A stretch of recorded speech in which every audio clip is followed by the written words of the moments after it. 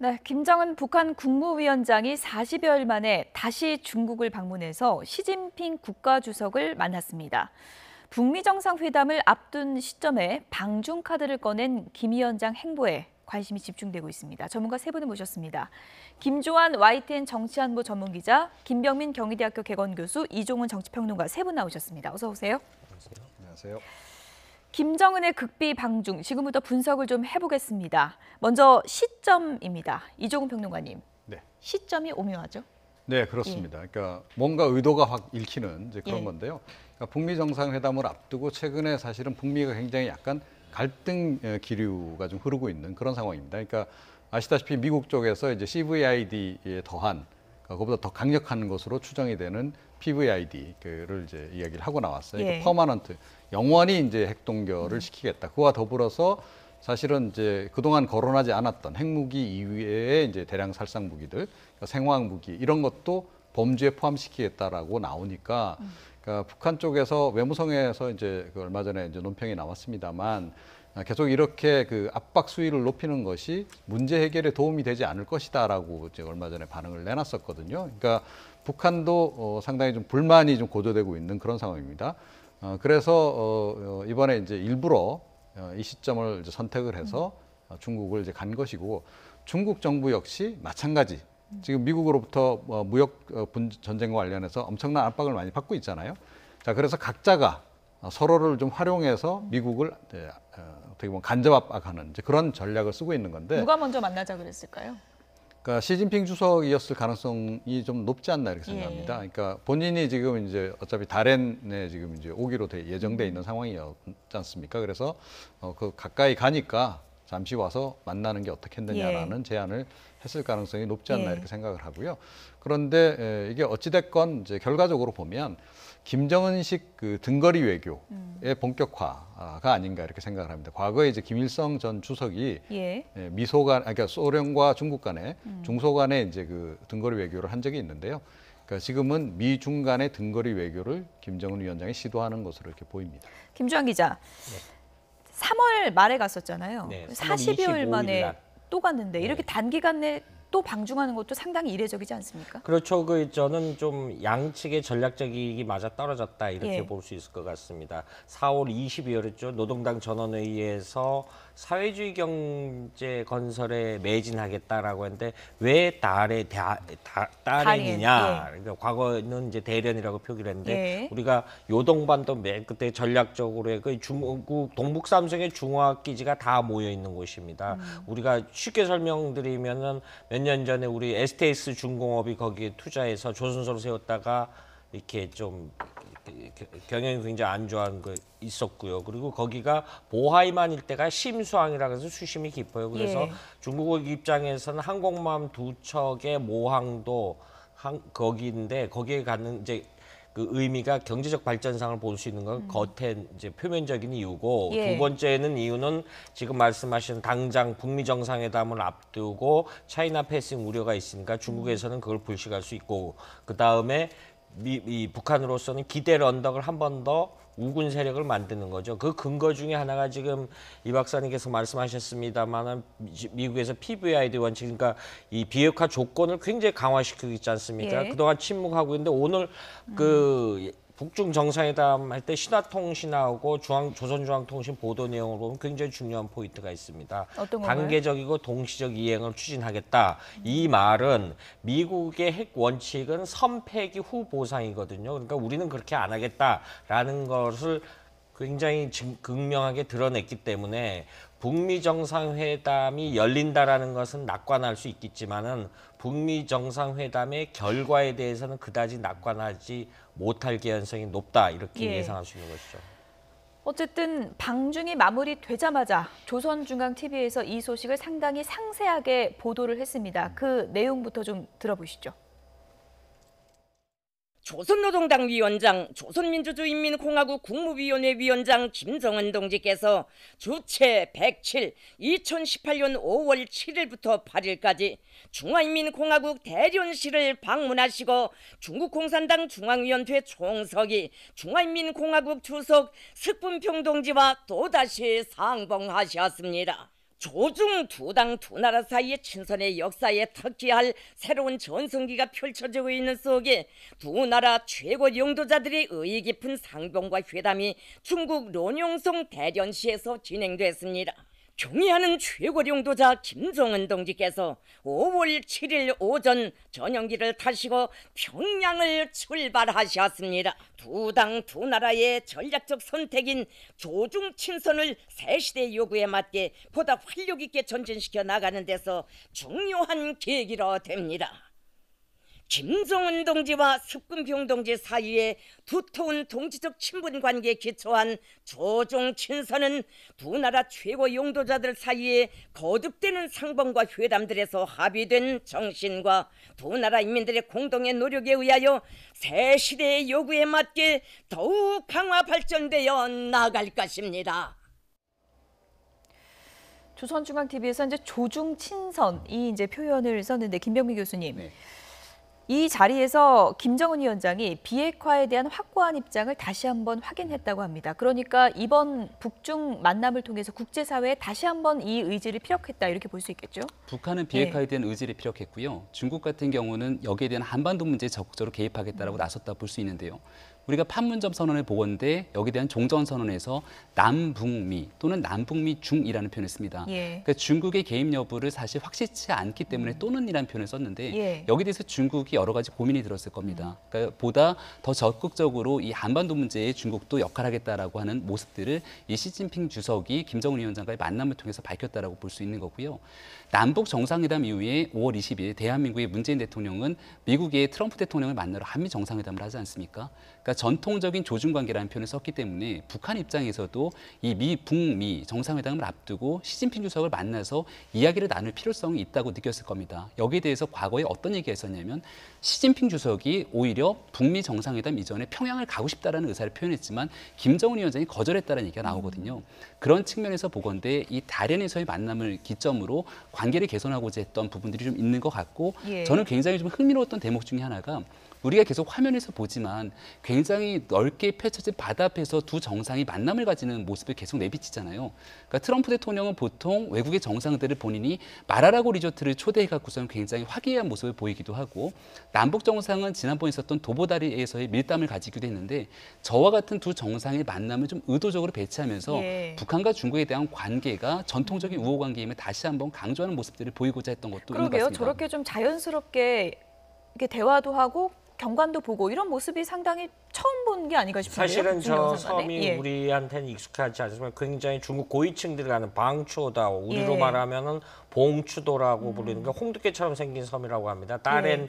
도심에서 저 500m 있는 섬에 있는데 굉장히 고급 호텔이 있고 아무나 갈 수 없는 섬인데 예. 할아버지 김일성, 아버지 김정일이 저기서 과거 마오쩌둥이라든가 중국의 그 이후에 중국의 뭐 주울레라든가 이런 역대 그 이른바 1세대, 2세대, 3세대 중국 지도자들하고 극비 회동을 했던 그러니까 오늘 자기는 김정은 위원장은 처음 가는 곳이지만은 예. 저기가 갖는 양측에 지금 김 교수께서 말씀하시던 전통적 그 북중 관계를 예. 복원한다라는 역사적 상징성이 굉장히 가미된 곳이다 이렇게 설명할 수 있는 것이죠. 또 한 가지 이번에 이색적이었던 게 김정은 위원장이 비행기를 타고 갔다 그래요. 이건 어떤 의미가 있을까요? 자, 그 지도를 보면 알 수 있습니다. 예. 평양에서 대련까지는 서울서 부산보다 더 짧은 거리입니다.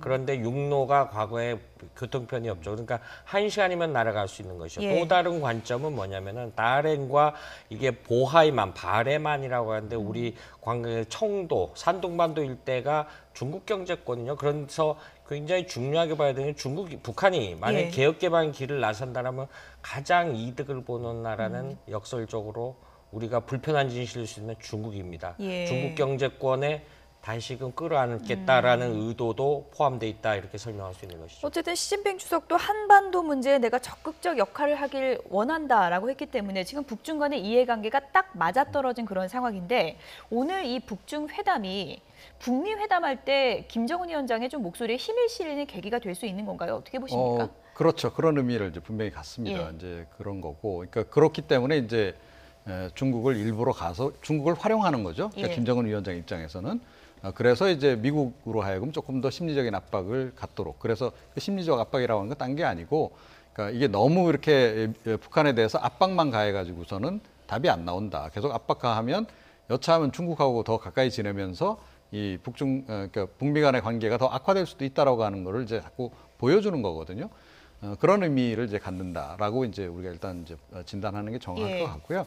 이번에 이제 이 회담에서 나온 얘기 가운데서 가장 중요한 그 단어는 단계적이라고 하는 표현이라고 저는 생각을 합니다. 그래서 미국은 이걸 일괄 계속 이제 해결하기를 원했던 거 아닙니까? 리비아식 방식을 이제 계속 얘기했던 거고, 최근에 이제 그나마 나온 얘기가 리비아하고 북한은 조금 다르기 때문에 약간은 이제 좀 뭔가 조정이 좀 필요할 듯 얘기했으나 기본적으로 일괄 이제 처리하는 거란 말이죠. 그런데 김정은 위원장은 그게 아니고 핵 우리가 좀 나눠서 팔겠다라고 하는 것을 다시 한번 강조를 해서 그러니까 북미 정상회담 때 그 카드를 이제 활용하려고 하는 그런 의도를 좀 드러낸 것으로 보입니다.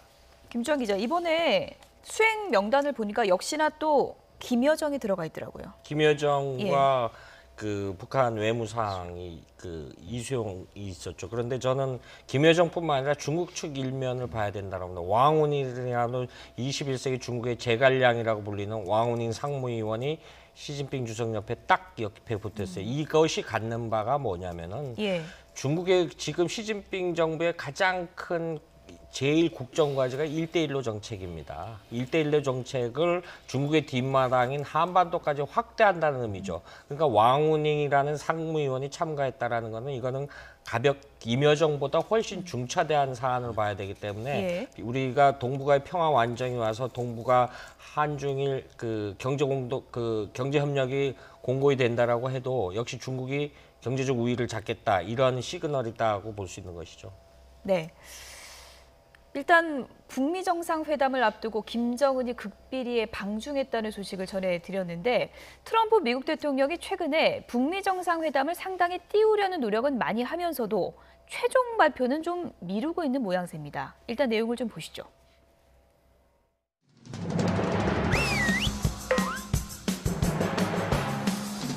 That'll be taking place probably in early June or a little before that. Assuming things go well. It's possible things won't go well and we won't have the meeting. We have not picked a site yet, but we've picked 5 sites where it's potentially going to be. We'll let you know fairly soon.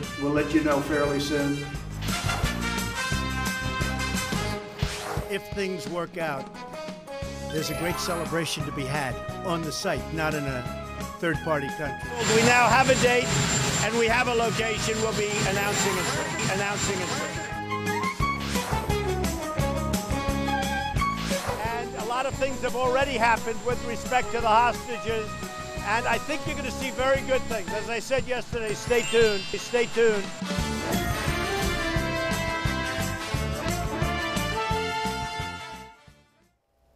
채널 고정 이렇게 얘기를 했는데 너무 오래 기다리게 하는 것 같습니다. 최종 발표가 언제쯤 있을까요, 미국 측에서? 사실 우리 청와대 발표는 주초 오늘 밤 아니면 내일이 있는데 이 북중 정상회담이라는 변수가 발생했다고 봅니다. 사실 잠시 전에 한국 시각으로 9시 반쯤 북미 정상 간에 북중 정상회담 간에 미중 정상이 통화를 한다라고 했는데 그 통화 내용을 보고 쉽게 말해서 그동안 발표가 안 됐다는 건 사전 의제 조율이 안 됐다라는 걸 설명하는 거거든요. 그래서 좀 며칠 현재로서는 한 2, 3일 늦춰지지 않을까. 곧 발표라기보다는 그렇게 예상할 수 있을 것 같습니다. 지금 북미 회담 사전 조율에서 가장 큰 변수로 떠오른 것이 여러 가지가 있겠지만 CVID를 PVID로 좀 더 조건을 까다롭게 내세운 그 부분이 지목되고 있는데 저희가 그래픽으로 좀 준비를 해봤습니다.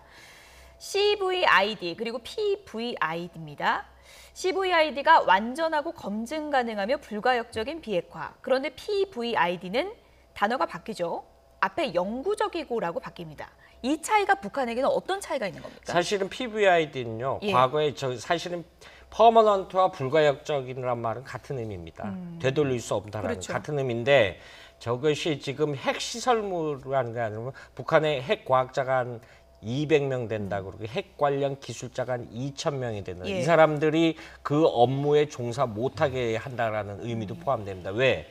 매뉴얼은 다 없앨 수 있는데 핵 기술은 머릿속에 들어있는 거죠. 그래서 과거 남아프리카 공화국이나 우크라이나 같은 때 할 때 그런 정책을 해서 남아공의 핵과학 기술자들 미국으로 이민해서 다른 업종에 전환시키고 근데 북한으로서는 이렇게 할 리가 만무죠. PVID에는 지금 말씀하신 거기까지 시설물뿐만 아니라 그 과학자들도 업종 전환을 시킨다, 직업 전환을 시킨다, 예. 여기까지 포함된 굉장히 중요한 의미를 담고 있는 것이죠. 예. 오늘 북한 김정은 위원장이 단계적이라는 표현을 썼다고 하는데 지금 미국에서는 그런 얘기가 아니라 리비아식 이런 얘기까지 검토되지 않았습니까? 그렇다면 미국과 북한의 방법이 충돌되는 건데 이게 사전에 조율이 안 되면 지금 어떻게 될 걸로 전망해 볼 수 있을까요? 그러니까 어느 정도의 사전 조율은 분명히 이루어지고 있다고 예. 보는 거고요. 북한의 김정은 위원장은 시종일관 같은 얘기들을 계속 해오고 있습니다. 뭐냐면 본인들이 핵을 비핵화를 할 것인데 여기에 대해서 대북 적대시 정책이 먼저 폐기가 돼야 된다라는 얘기를 하고 있고 그 관계 속에서 미국과 좋은 관계를 쌓아나가고 있다라고 이 중국의 시진핑 주석과의 회담에서 이야기를 하고 있는 거죠. 그렇다면 이제 시진핑 주석이 결국은 트럼프 대통령과 통화를 하게 될 것인데 그 과정 속에서 김정은 위원장이 비핵화에 대한 의지를 얼마나 갖고 있는지를 이야기할 것이고요. 분명히 이제 미국 입장에서는 완전한 이 CVID적 해법을 통해서 일괄적인 핵 폐기를 주장을 할 것이고 하지만 어느 날 갑자기 핵 폐기라는 게 이루어지기는 어렵지 않겠습니까? 예. 따라서 지금 전망되고 있는 건 트럼프 대통령이 임기인 2020년 혹은 그 이전까지 기간을 정해놓고 완전한 핵 폐기가 가능하도록 만들겠다는 거고 여기에 북한의 김정은 위원장이 어느 정도 협조를 할 것인지 그리고 두 번째 더불어서 계속 단계별이라고 표현을 쓰는 것은 여기에 대해서 북한의 김정은 위원장이 요구하는 거는 체제 보장과 안전 그리고 이를 통해서 정상국가로 나아갈 수 있도록 미국이 상황을 보장해달라고 하는 건데 이러한 것들을 아무런 조건 없이 북한을 먼저 압박하는 것이 아니라 트럼프 대통령이 북미 정상회담을 통해서 어느 정도 선까지 보여주는지가 핵심 정상회담의 관건이라고 봅니다. 북미회담 발표가 늦어지다 보니까 이런저런 얘기들이 나오고 있습니다. 강경화 장관은 이렇게 전망을 했습니다. 북미회담 발표 늦어지고는 있는데 크게 문제는 안 된다라고 얘기를 했습니다. 이번 회담은 트럼프 대통령과 김정은 위원장 의지가 실린 그런 만남이다. 의지가 굉장히 강력하게 발표가 되고 공개된 상황이기 때문에 외교적으로 이거 뒤로 물린다는 거는 생각할 수가 없다라고 했고요. 그리고 폼페이오 미 국무장관이 언급한 저희가 조금 전에 설명드린 내용이죠. PVID는 CVID와는 다른 의미다. 폼페이오 장관 입장에서는 그만큼 근본적으로 문제를 해결하려는 의지를 보인 것이다. 이렇게 이제 전망을 했습니다. 발표가 늦어지다 보니까 뭐 이런저런 얘기가 나올 수 있고 그리고 이게 좀 틀어지는 게 아니냐라는 또 우려도 나오고 있는 게 사실이거든요. 어떻게 볼 수 있을까요? 그런데 일단 시간과 장소는 정해졌다라고 지금 대통령이 직접 이야기를 했습니다. 그걸 물릴 수는 없죠. 그래서 이제 개최는 한다. 다만 이제 어떤 정도 수준에서 합의가 과연 도출될 거냐. 이게 내용이 지금 이제 여전히 지금 문제인 거죠.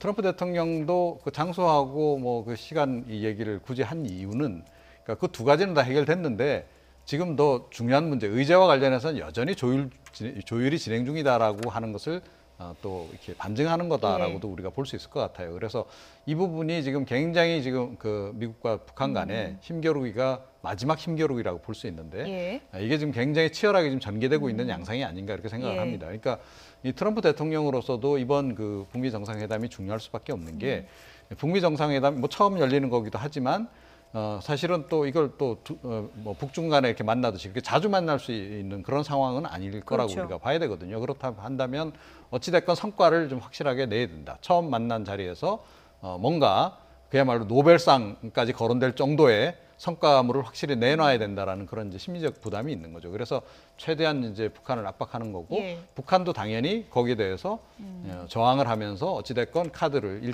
상실하지 않기 위해서 좀 노력을 하고 있는 그런 단계인데 그러니까 이 부분은 그야말로 좀 두고 봐야 된다. 그리고 이 두 그 지도자의 성격으로 보건데 당일날 또 상황도 굉장히 중요하게 작용할 수도 있다. 저는 그렇게 생각합니다. 네. 예. 어쨌든 미국이 내거는 대화의 조건은 분명 까다로워지고 있습니다. 폼페오 미 국무장관이 어떤 얘기를 했는지 들어보시죠. We are committed to the permanent, verifiable, irreversible dismantling of North Korea's weapons of mass destruction program and to do so without delay. 예. 지금 미국에서 내거는 이제 조건들을 보면은 WMD 화학 무기까지 이제 거론이 되고 있거든요. 북한 입장에서는 이것도 받아들일 수 있는 건가요? 어떻게 보십니까? 사실은 북한으로서는 받아들일 가능성이 현재로서 희박하다.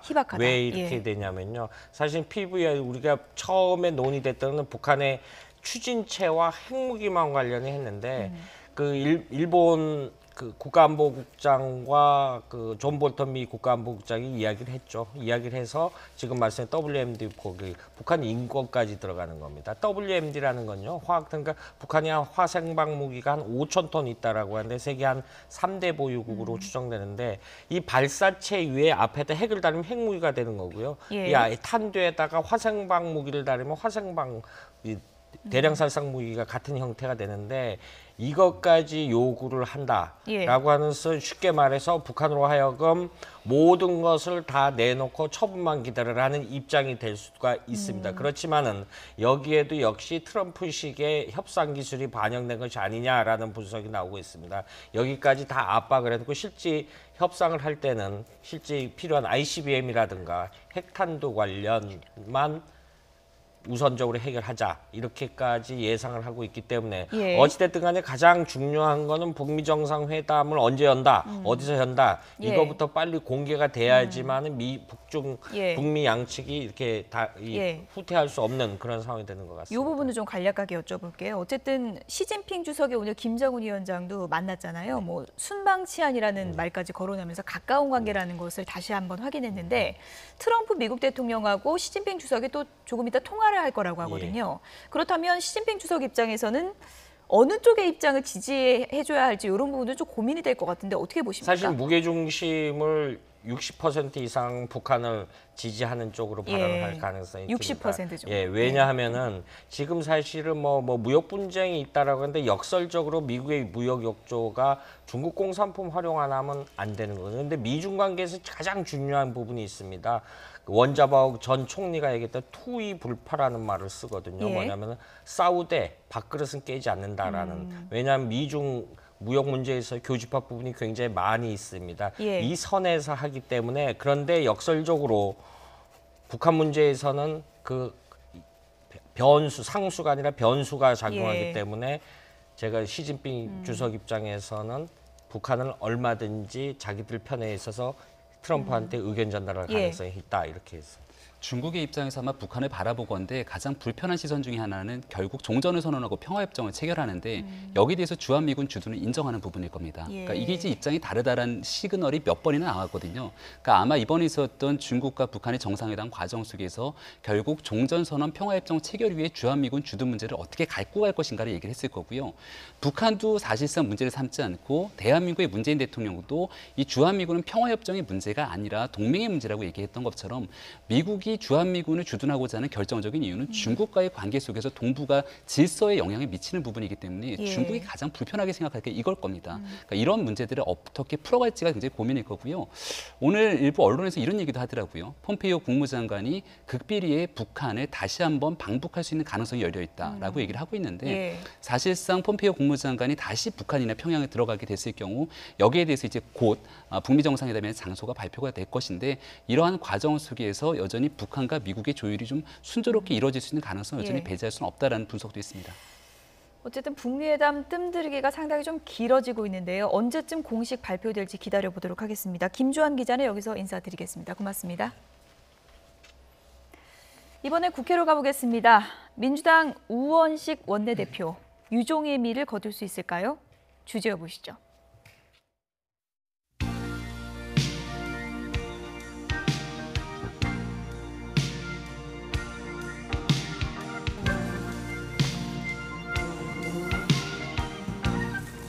제가 정말 한 달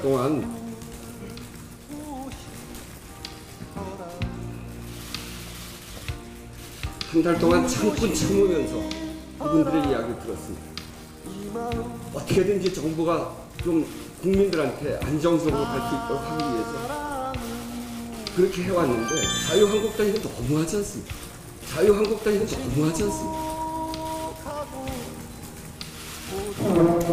예, 마치겠습니다. 나를 잊지 말아요. 나 떠나 지금도 아무 말도 없이 한 적조차 없이 넌 떠가네. 아무런 관심 양심 없이 웃어주기만 하네.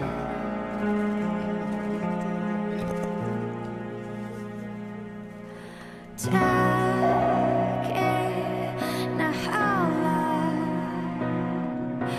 난 또 아주 멀리 단식 농성을 하든 특검을 수용하겠다는데 여당이 이보다 더 성의 있는 자세를 어떻게 보여야 한다는 말입니다. 피 같은 민생 법안 처리를 위해 제사를 내어주는 심정으로 결단한 것입니다.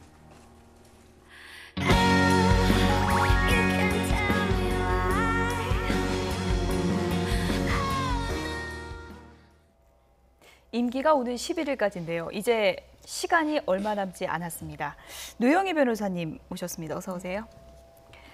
오늘도 여야가 상당히 좀 진통을 거듭하면서 협상을 벌였는데 끝내 특검 관련해서 지금 이견을 좁히지 못한 것 같아요. 그렇습니다. 예. 또 특검 추천 방법하고 이름, 이제 원래 또 이름 주는 대립을 했었었는데 명칭에 있어서는 합의를 봤다라고 얘기를 하고 있는데 예. 그 추진 시기하고 수사 범위에서 사실은 좀 제대로 또 얘기가 안 되고 있다는 이런 얘기가 있고요. 예. 더 중요한 건 아마도 이제 그 여당의 원내 대표가 사실은 임기가 이제 내일 모레 아니겠습니까? 그렇죠. 그러니까 그것 때문에 아마도 좀 명확하게 본인들이 뭔가 좀 제대로 못하는, 그러니까 협상이나 이런 것들을 좀 합의를 못하는 부분이 있어서 아마 그런 것 같습니다. 예. 워낙에 뭐 특검 도입할 때 여야 간에 좀 이견이 있는 거는 그렇죠. 늘 그래 왔지만 이번에 이제 드루킹 특검 관련해서 민주당이 가장 민감하게 생각하는 부분은 어떤 거라고 할 수 있을까요? 그러니까 뭐 민주당도 그렇고 김경수 의원도 그렇고 또 예. 청와대도 뭐 국회에서 얘기하면 특검 뭐 괜찮다 이런 얘기를 했기 때문에 제가 봤을 때는 특검 그 자체라기보다는 예. 특검을 둘러싸고 있는 이제 원래 국회에서 본회의에서 처리했었어야 됐던 일들이 지금 처리되지 않고 있는 그런 것들이 좀 문제가 아닌가 싶은데요. 예. 예컨대 지금 문제가 되고 있는 게 추경을 같이 지금 처리하느냐 마느냐, 그다음에 예. 또 지방선거 관련해서 의원들 사퇴를 언제 하느냐 뭐 이런 예. 시점도 문제가 되는 것이고, 왜냐하면 그걸 처리를 해야지만 이번 재보궐선거에서 또 할 수 있을지 없을지가 이제 문제가 되는 거니까요. 그런데 이제 그런 것들도 중요하긴 한데 또 지금 제가 생각해봤을 때는 야당에서는 여당이 특검에 대해서 거부권 가지는 것에 대해서 사실 상당히 또 좀 거부권이요? 예. 그러니까 그동안 사실 거부권이 문제가 됐던 적은 별로 없었던 것 같은데 아마 이번에서는 특히 이제 여당이 거부권을 가져야 된다고 하기 때문에 그렇죠. 그렇게 되면 결과적으로 제대로 된 특검을 못할 것이다라고 하는 그 야당 측의 좀 불만이 해결이 안 되는 부분이 있거든요. 예. 그러니까 그것이 아마 저는 사실은 이제 겉으로 드러난 것보다는 그게 좀 더 핵심이 아닐까 싶습니다. 제가 내용을 찾아보니까 지금까지 뭐 11번의 특검이 있었는데 여당이 거부권을 가졌던 적은 없었다고 하던데 이 부분을 한국당이 받아들일 가능성이 있을까요? 안 받아들이죠. 그러니까 과거에 이제 본인들 어찌됐건 지금 더불어민주당이 야당 시절에 특검 예. 요구한 거 거의 다 들어줬다. 그런데 왜 이번에 이렇게 여러 가지 조건을 거느냐라고 지금 이제 볼멘 소리를 지금 하고 예. 있는 건데요.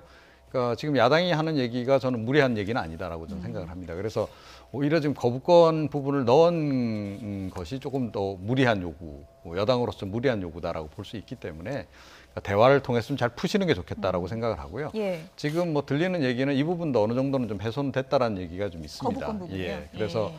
거부권은 이제 주장하지 않기로 거부권을 그렇게 포기하는 이제 걸로 얘기 사실 되고 있죠. 정리가 예. 이제 된 것 같고 지금 마지막에 남은 문제는 지금 시기인 것 같아요. 그러니까 예. 자유한국당은 원래 이제 오늘 그러니까 8일 시점을 얘기를 했던 거고 더불어민주당은 24일 날 이제 추경안하고 함께 처리하는 걸 얘기를 했었는데. 그러니까 지금 자유한국당이 지금 절충안을 내놨죠. 14일 날 이제 함께 추경안하고 이제 처리를 하자라고 얘기를 했는데 이 부분은 또 정부 쪽에서 약간 난색을 표하나 봐요. 추경안 그럼 심사 제대로 할 수 있겠느냐라고 이제 문제 제기를 하고 있는 상황이고 자유한국당은 이거 우리가 날밤 새워서라도 하겠다는데 왜 안 받느냐라고 지금 얘기를 하는데요. 제가 보기에는 그러니까 결국은 아름답게 결론이 지어질 것 같습니다. 이번에. 그러니까 우원식 원내대표를 그만두는 날까지 울게 할 수는 없잖아요. 예. 네, 그래서 제가 보기에는 뭐 딱 그 10일 날 맞춰서 타결이 될 가능성이 좀 높지 않나 이렇게 좀 조심스럽게 전망을 해봅니다. 예, 그러게요. 밤샘 토론이 지금 가능한 여건인 게 한국당이 천막 치고 있고 그리고 김동철 원내대표는 철야 농성에 들어가지 않았습니까? 네, 지금 그렇죠. 24시간 야당 원내대표가 지금 국회에 있는 상황이지 않습니까? 네, 사실은 이제 예. 내일도 사실은 계속해서 협의를 할 예정이라고 예. 얘기를 하고 있고, 특히 정세균 의장이 캐나다하고 멕시코인가요? 거기 이제 순방하기로 했다가 취소하지 않았습니까? 예. 제가 봤을 때는 의지가 사실 다들 강한 것 같아서 어떤 방향으로든 될 것 같은데 그렇게 되면 이제 방향의 초점은 아마도 추경 그 날짜 처리를 같이 하는 날짜를 조금 늦추게 되는 방향으로 갈 수밖에 없지 않나. 그리고 또 그 뭐 거부권 행사는 안 하는 쪽으로 갈 수밖에 없지 않나. 뭐 이런 식으로 가게 될 것 같고요. 그러면서 이제 드루킹 뭐 명칭이나 이런 건 다 이제 이미 정리가 됐기 때문에 아마 그 안에 수사 범위 이런 문제가 조금 서로 이견이 좀 있는데 어느 시기까지 조사하느냐 그것만 좀 정리가 되고 나면 제가 봤을 때도 10일 정도면 좀 해결되지 않을까 싶습니다. 드루킹 특검과 관련해서 김동철 원내대표가 그야말로 오늘 울분을 토했는데요. 어떤 얘기를 했는지 들어보시죠. 제가 이명박 박근혜 정권에서도 안 온 사람이에요. 근데 문재인 정부 이런 만행을 보면서는 제가 그랬습니다. 어떻게 촛불 시민혁명을 계승했다는 문재인 정부가 여론을 조작하고 말살한 이런 사건에 대해서 저렇게 거짓말과 침묵으로 이용하고 있습니다. 다 떳떳하다고 하면서 문재인 대통령도 떳떳하니까 국회 특검 수용한다고 합니다. 김경수 의원은 특검보다도 더한 조사 받겠다고 합니다. 민주당은 피해자라고 합니다. 그러면 그거야말로 빨리 특검을 해서 이걸 빨리 밝혀야 될 거 아니에요. 피해자의 억울함을 풀어야 될 것 아닙니까? 그런데 무슨 놈의 특검을 받는데 그런 전제와 조건을 다는 거예요. 그러니까 이렇게 저렇게 거짓말쟁이들 이중인격자들 말이죠. 이 화가 안 나겠습니까? 떳떳하고 당당한데 특검은 말은 그렇게 하면서 특검을 우리한테 무슨 선물 주듯이 하냔 말이에요. 어떤 확신을 갖고 있는 사람도 주변에서 그게 아니다는 이야기를 15번 들어버리면은 그 확신이 변한다는 거예요. 근데 어제 경찰 조사에 드러났지만 200만 번의 댓글 조작을 했다는 거 아닙니까? 설령 이번에 특검을 못하고 국회가 결렬되고 어떻게 되더라도 우리는 문재인 정부 5년 내내 이 특검은 절대 포기할 수가 없습니다. 그래서 시기하고 그 기소권 못 받겠다 이 말씀이죠? 그렇죠. 여당이 자기들 코드에 맞는 사람 나타날 때까지 거부한다는데 그럼 차라리 검사 수사 맡기는 게 훨씬 낫죠. 어쨌든 바른미래당도 거부권 못 받는다는 입장은 분명히 했기 때문에 협상 과정에서 이게 이제 반영이 될 것 같고요. 특검이 시작된다고 해도 특별검사 누구로 하느냐 이 부분도 줄다리기가 있을 거고요. 지방선거 내내 너무 이 이슈로 묻히는 게 아니냐 이런 우려도 있습니다. 네, 아마도 특검 법안이 통과가 되더라도 결국은 말씀하셨던 것처럼 특별검사를 대통령이 임명하게 되는 과정 절차, 특별검사가 선정이 되고 나더라도 과거 우리가 최순실 특검을 기억해 보듯이 특별검사가 활동하기 위한 여러 가지 조사 범위를 위해서 준비 기간이 필요합니다. 또 사무실도 잡아야 되고요. 그러다 보면 아마 지방선거가 금세 지나갈 거기 때문에 지방선거에 결정적인 영향을 미치기는 쉽지 않을 것 같습니다. 그러니까 김동철 원내대표의 표현처럼 지방선거와 무관하게 앞으로 5년이라고 하는 기간 동안 내내 이 특검을 주장하겠다라고 얘기를 하고 있는데요. 왜냐하면 이 건에 대한 내용들이 좀 간단치가 않고요. 지금 드루킹은 이미 기소가 돼서 재판을 받고 있는 상황입니다. 근데 그동안 경찰과 검찰의 수사가 미진했다는 거를 김동철 원내대표와 바른미래당 그리고 한국당이 계속 주장을 하고 있는 건데 경찰이 이미 기소를 해서 재판을 받고 있는데 지난 1월 달에 있었던 댓글 조작 사건에 대한 그 사건의 경찰의 수사 결과 또 다른 내용들이 드러난 거예요. 그럼 지금 재판을 받고 있는 과정을 어떻게 우리가 해석을 해야 되는지 굉장히 고민에 빠질 수밖에 없는 거고 그게 단순하게 614개의 아이디가 아니라 2,000개가 넘는 아이디 거기에 대해서 댓글 조작됐던 게 수만 개라고 얘기를 하고 있는 부분들은 결국은 수사가 미진했기 때문에 특검 조사가 불가피하다는 것들이 얘기해주는 역설이 아닌가 이렇게 생각이 됩니다. 근데 그거는 조금 법리적으로는 그렇지 않습니다. 그러니까 지금 현재 그 재판을 받고 있는 거는 2가지 사건에 대한 이제 그 재판이에요. 그렇다면은 나머지 것들에 대해서는 아직까지 수사를 계속하면서 또 추가 기소를 하면 되기 때문에 전혀 문제가 되지 않고요. 지금 이철성 경찰청장도 얘기하고 있는 게 만약에 집행유예를 풀어낸다라고 하면 우리는 또다시 구속영장 청구하겠다라는 얘기를 하고 있는데 그것은 새로운 공소사실을 우리가 이제 얘기해가지고 하겠다는 얘기거든요. 그거는 법리적으로 전혀 문제가 되지 않습니다. 그리고 초창기 때 그 조사했던 것하고 또 다른 것들이 지금 나타났다고 이미 경찰에서 검찰에 넘겼기 때문에 그 부분과 관련해서는 처리를 하면 되는 거니까 그것 때문에 문제가 된다고 보지는 않습니다. 그러니까 이번에 수사가 의뢰가 돼가고선 기소가 된 사건이 올해 1월 달에 있었던 댓글 조작 사건인데요. 그 1월 달에 있었던 이틀 동안의 기사 범위에서 처음에 경찰이 기소한 건과 그리고 지금 발표돼서 추가로 드러낸 건이 더 있는 거기 때문에 지금 야당이 주장하고 있는 것처럼 지난번 대통령 선거까지 들여다보자는 게 아니라 그 기간에 있었던 사건에서의 수사가 지금 미진했던 내용들이 드러나고 있는 거거든요. 저는 이게 전혀 다른 것이라고 보고 수는 좀 없지 않을까 생각이 됩니다. 드루킹 조작 관련해서는 저희도 이제 계속 새로운 사실이 드러나고 있는 상황이기 때문에 이 부분을 여야가 합의해서 명명백백하게 밝혀질 수 있도록 특검에서 좀 이걸 반영했으면 좋겠다는 생각도 듭니다. 이종훈 평론가님 간략하게요. 우원식 원내대표 저희가 영상으로 보여드렸지만 여소야대 전국에서 눈물도 많이 흘렸잖아요. 네. 유종의 미를 어떻게 거둬야 할까요? 그러니까 마지막 날까지 울게 예. 하면 안 되는 거죠. 예. 본인도 아마 그런 의지를 좀 상당히 가지고 계시는 것 같고, 어찌됐건 뭐, 그러니까 굉장히 힘든 그런 그 상황에서, 그러니까 여당 원내대표를 한 건 분명합니다. 그러니까 지금 뭐 과반 의석을 확보한 상태도 아니고, 그러니까 여당이라고는 하지만 사실은 뭐 이렇게 그러니까 소수 야당들의 이제 도움 없이는 뭐 하나 처리하기 힘든 그런 상황이었기 때문에 굉장히 힘들었다. 그래서 저는 야당들도 이번에 제가 보기엔 특검 수용한 부분에 대해서는 좀 인정을 해줘야 된다라고 생각을 하고요. 나머지 조금 좀 그 사소한 부분들은 야당들도 좀 양보를 해서 이번에 그야말로 통큰 합의를 좀 해주는 게 어떨까 이런 생각을 좀 해봅니다. 네. 예. 텅 빈 국회가 상당히 오래 가고 있는데요. 국민의 이 씁쓸한 마음이 좀 해소될 수 있도록 여야가 원만한 합의를 내일이라도 좀 했으면 좋겠다는 생각이 듭니다. 끝으로 간략하게 이 부분 짚어보겠습니다. 대한항공 이명희 이사장이요. 지금 다음 주 정도에 이르면 소환이 된다고 하는데 조현민 전무는 구속이 안 됐잖아요. 근데 이명희 이사장 같은 경우에는 동영상 증거도 있기 때문에 구속 가능성이 높다고 보는 시각도 있는데 어떻게 보십니까? 근데 이제 이명희 이사장의 동영상에 나온 내용은 업무방해 혐의하고 그 여성에 대한 폭행 그리고 그 남성에 대해서 이제 같이 폭행한 두 가지가 있는데요. 폭행이라고 하는 것은 기소하기 전까지는 언제든지 처벌을 불원하겠다라고 하는 의사를 표현하게 되면 기소가 안 되는 거라서 단순 폭행으로 가게 되면 또 아직은 지켜봐야 될 부분이 사실 남아 있습니다. 근데 만약에 단순 폭행으로 하지 않고 상습 폭행으로 하게 되면 사실은 영장을 청구할 가능성도 사실은 좀 있는 거죠. 근데 그 이명희 씨 경우에는 조현민 씨와 다르게 업무방해 혐의는 사실 매우 뚜렷해 보입니다. 왜냐하면 조현민 씨 같은 경우는 본인이 실제 주재하는 회의에서 본인이 원래 일을 같이 하던 사람들하고 지금 문제가 됐던 것이었기 때문에 내 업무냐 다른 사람의 업무냐가 문제가 될 수 있지만 이명희 씨 같은 경우에는 사실 본인의 업무가 전혀 아니거든요. 그러니까 조경공사라는 다른 사람의 업무를 괜히 들어가서 방해한 거기 때문에 업무방해는 무조건 인정이 될 수 있어요.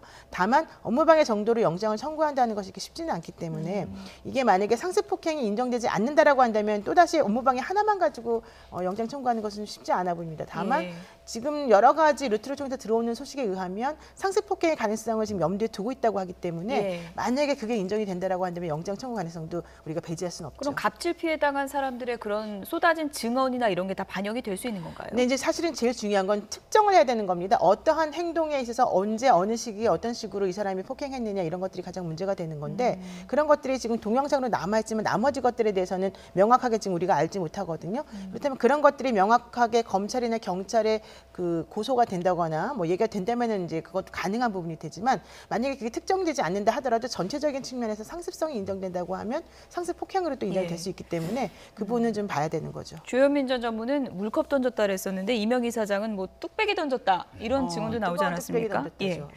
어떻게 좀 판단이 내려질지 지켜보도록 하겠습니다. 노영희 변호사, 김병민 경희대학교 개건교수, 이종훈 정치평론가 세 분이었습니다. 고맙습니다.